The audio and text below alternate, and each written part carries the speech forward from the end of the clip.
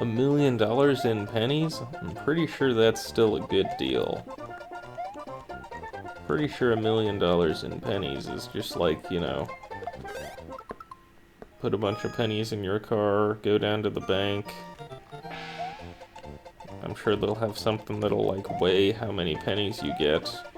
And they'll take some ridiculous cut, like 15% or something. Or 3%, I don't know how much is a ridiculous cut. Anyway, they'll take it.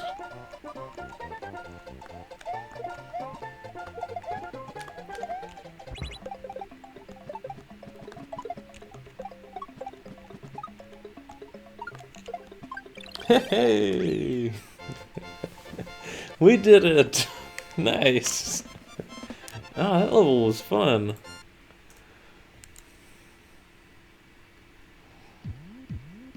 Now we have a highlight of me talking about $1 million in pennies. Isn't that nice?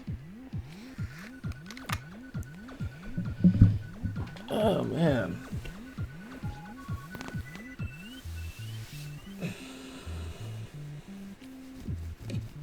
Nice.